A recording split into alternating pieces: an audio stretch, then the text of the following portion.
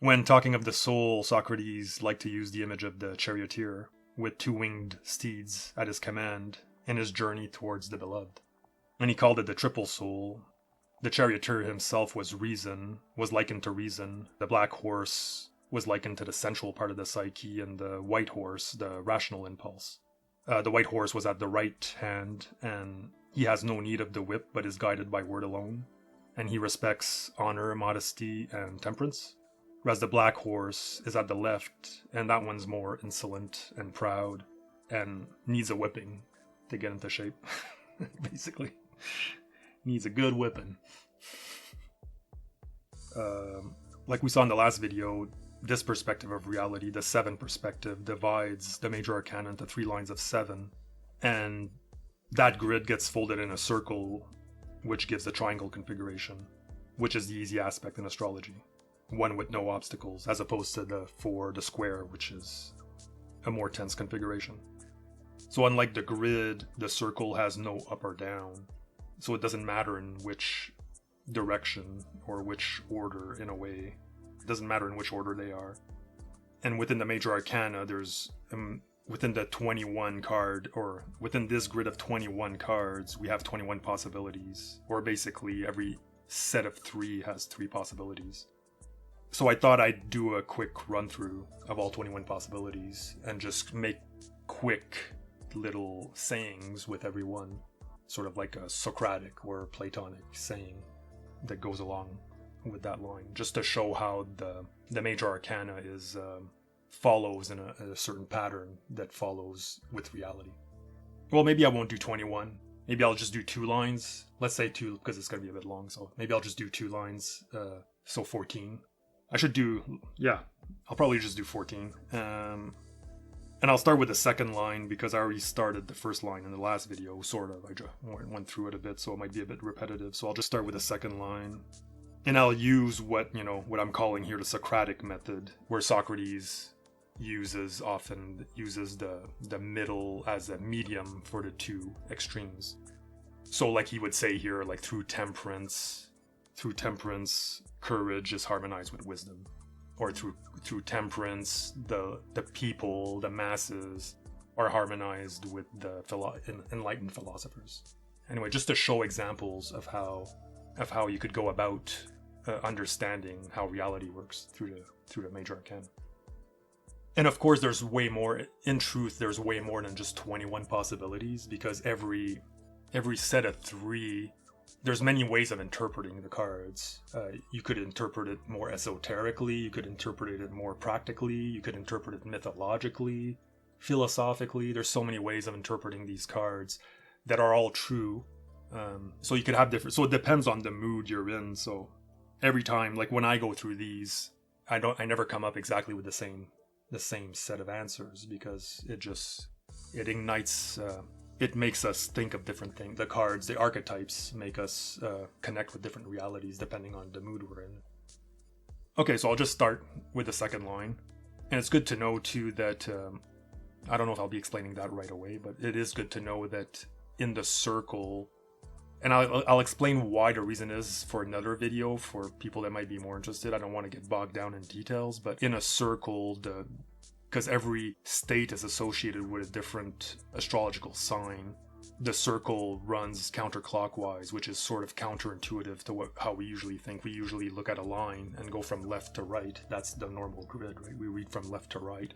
Whereas this seems more like a right to left because it goes counterclockwise. But just to remember that is when we're in the circle, it goes sort of counterintuitive. But it's good to be able to read both perspectives and to automatically be able to think on 2 levels at once, in a way that's sort of like squaring the circle, which is what I've been talking about. The squaring of the circle is able to, the mind, the psyche is able to tap into 2 realities, the more logical one and the more God-connecting one. Okay, so here with the middle line, starting with the strength, the devil, the magician. Through strict control, let's say, so through strict control of the lower drives, through being able to rein in the lower drives, our more refined spiritual drives kick in and harmonize with mastery over the elements. Then through let's say, the tearing down of superfluous, of what is superfluous, tearing down of what no longer serves us, or what is corrupt, what has become corrupt in our psyche. Through the tearing down of what is superfluous, the inner exploration, the exploration of the self, leads to heightened discernment faculties, leads to being more able to discern between good and bad, between yes and no. Through constant feeding of the conscious and subconscious part of the self, the universal mysteries, the deeper mysteries, are integrated within our very bodies, within the very corporeal part of the self. Through following or understanding the natural order, because here they're in a natural order from primitive life, and it goes higher to the wolves, to the mammals, to the towers, and to the divine. So through this understanding, through this following of the natural flow or natural order, the straight path, following the straight path, the balanced path, leads to a more structured and ordered life, or a powerful structure, powerful order. Through connecting with the inner child, surrender leads to receiving greater spiritual information.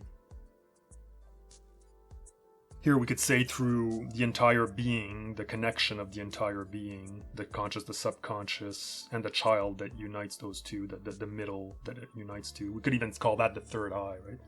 Through the coming together of this entire being in a form of atonement under the divine, or humble prayer, if you will, transformation leads to a higher state of grace. And then the last one of this line, through an elevated or let's say genuine vulnerability, we invite the higher invisible powers to bestow upon us true power, to give us true power and command over the conscious and the subconscious part of the self. And that does it with the first line. So that's the second line that we just finished. So with the third line, I thought I'd just show a slightly different way of, it's the same thing, but it's just a slightly different way of approaching it. In that, in the triangle, it shows these three different astrological. The triangle is this is the fire triangle connecting Aries to Leo to Sagittarius, and they're different phases to complete the triangle. So the first one beginning at Leo would be the state that the beginning state of whatever we're in. The second is called the relationship, or what we add to that state. And the third is the act. So acting on that new relationship creates the complete triangle. So just to give an example, because this sounds complicated, but just to give an example, let's say we start with a state of hunger, and then the relationship we add to it would be food, and then the act would be eating. And that creates a trine, which is easy to there's no struggle really in the trine. Whereas when we look at the square later on in another video, we'll see that presents tension and struggle, but also gives solution as to how to resolve that struggle. But with the triangle, there's no real struggle. It's just a quick statement, right? You're hungry, you get food, and then you eat, and that triangle is completed. So let's just go with that approach with the next line. A slightly different way of seeing it. So let's say in a state of enslavement, and I'm using these cards here as positive statements, but there's many ways of interpreting it, and there's also negative ways of interpreting it. We could also use these.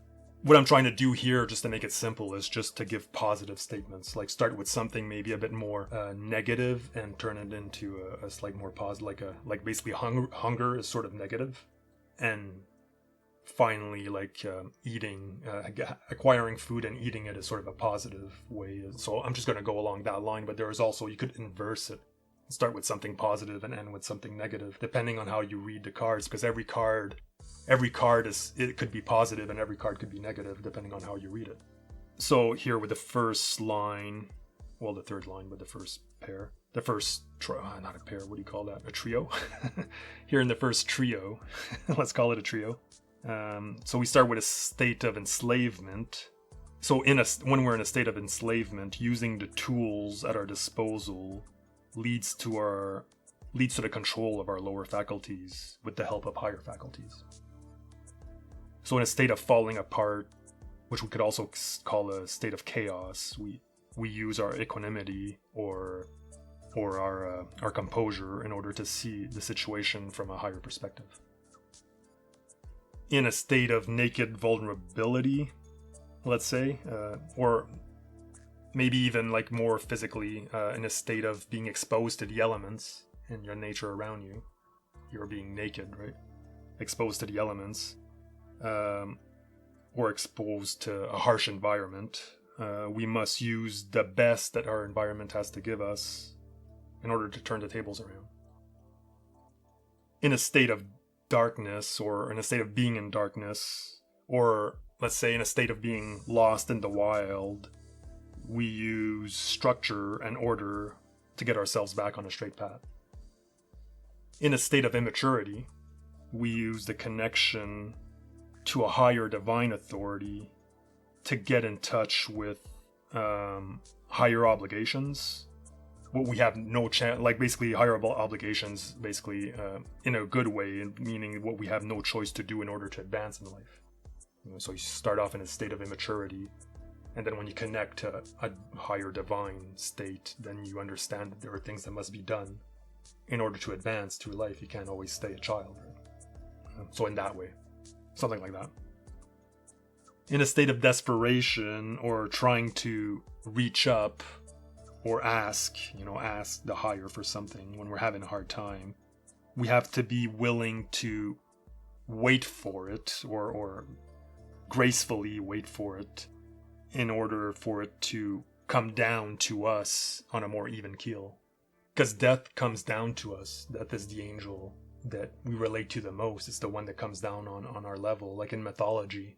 Like when you look at mythology, even movies, the angel of death is the one that comes down to us more than other. Usually the interaction with the death angel is more on an even keel than other angels, right? Usually the death angel mythologically comes down to us in order, like, in movies and in stories, it's to kill us, but seen more symbolically, it's in order to transform us, into another state. So it could represent that too. But usually when these transformations occur, the angel is less far removed. It's more the higher divine energy has come down to us in order to transform us. Like it has to come in touch, like, mythologically, the death skeleton has to touch you, with his bony hand in order to kill you, right? That's a common trope in modern mythology, in modern cinema and stuff like that. So it has to come down on you, whereas other angels don't usually come down on our level, right? So when we're asking for it to come down to us for help, we're asking for help for transformation, basically, right? Because these people are coming out of their coffins. We need to be more in a state of grace and in a state of patient waiting, or to wait for it for when it is ready, when death is ready, basically. When the time of transformation comes, it will come down to us, and there's no need to panic, basically, the first card. Just stay patient and keep on communicating with the higher, but patiently, and it will come to you when the time for transformation is right. In a state of being too high, or let's say in a material disconnect, being too high in the clouds, we have to reconnect with the lower, the civilizational aspect. We have to reconnect with civilizational elements in order to find moderation. So when we're flying too high, when we're too high, when you're too high above the clouds, you need to reconnect to the world, to the material world, in order to find a better sense of temperance or moderation. Okay, so we did 14. I think I want to try for the 21. Oh yeah, so it's a good thing. Let's do 21, because there's something I'd like to add about that. About the state, what I was talking about, the state relationship, and act. there's an overlapping, let's say, that, or a full circle that occurs in real life when you look at that. When you look at, let's say, hunger, go back to the hunger example. When you're hungry, you add food and then you eat, but then if you come back, if you overlap, the state is no longer hunger. The state now is satiation. After you've eaten, it's no longer hunger, it's now transformed into feeling full. So since we already did line 2 and 3, I'll go back to the first line and just do a quick, try to do it really quickly here to show how it sort of overlaps, how you could look at these transformations that are occurring after you've completed that triangle. So in a conscious state, we bring in spirit or higher faculties to rein in the lower faculties.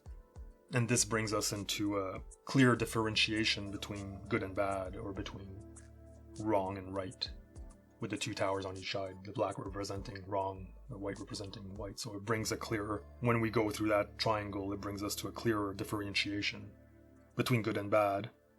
Then this cycle begins of good. So when we're in a state of good and bad, when we're in a state of understanding the good and the bad, we start to introduce restrictions with the hermit, and then apply those by removing what no longer serves, which leads to a state of, feeling better.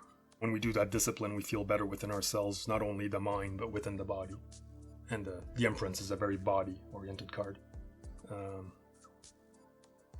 Which leads us to the next line. So when we are feeling good within ourselves, within our bodies, we often tend to become too comfortable, and we're no longer ready for whatever reversals might be waiting for us. With the Wheel of Fortune, it's always turning. The high becomes low and the low becomes high, so we're no longer ready for those reversals, those changes that life often brings. So we must be attuned, in sync with nature, in sync with our environment, which leads to better structure, settled patterns, let's say. That's it. We get settled in a certain pattern, better structured. And then this structured or settled pattern could lead to rigidity, too much rigidity. So we need to add a constant state of balance where all is weighed, to understand that everything's in its own place, to understand where everything belongs in its own place in the grand design, in the natural order of things. And then with that we understand the divine order, a new spiritual wisdom, a new spiritual order comes into line after we go through that triangle. And then in this new spiritual wisdom, also, like the last one, in this new spiritual order, there's also a new spiritual rigidity that often will take place. And so we must be ready to receive new information, or to see things in a different way, because a hangman being upside down is often interpreted as a person who has new perception on things without being able to control it because they're hanged, but it's a new perception on things. So when this new spiritual rigidity comes in, we must be ready to turn everything on its head, let's say, in order to become more like children, more open-hearted, more receptive to new spiritual information. And this leads to a state of grace. But even in a state of grace, temptation happens, like, in the very famous example of Adam and Eve. In that state of grace, the temptation to rebel against whatever authority is there, this leads to punishment through the transformation of, like in the Garden of Eden, rebellion led to death, literally. The serpent says, "You shall not die," and then when they ate the apple, God condemns them to die. They were immortal before that, and now they're doomed to die. So this is a perfect example of the biblical mythology, let's say. So in a state of grace, we're often led to or tempted to rebel, which leads to punishment. So then we must atone for however we wronged, whatever wrong we committed, which leads to a graduation, let's say, into a new adulthood, from childlike, grace to an adult, to a more powerful, adult-oriented world. But the entry into adulthood also easily leads to corruption. So we must learn temperance, or we must add moderation to our lives to become real adults, a higher version of a real adult, one with less attachments. With true power, let's say, comes letting go of heavy attachments, because the chariot is weighed down on the ground with heavy armor and big cities, whereas this version of an adult is a higher version. One who has let go of heavy attachments, which we all must learn eventually, to let go of the attachments we've accrued in life, and then also coming to terms with our own vulnerability.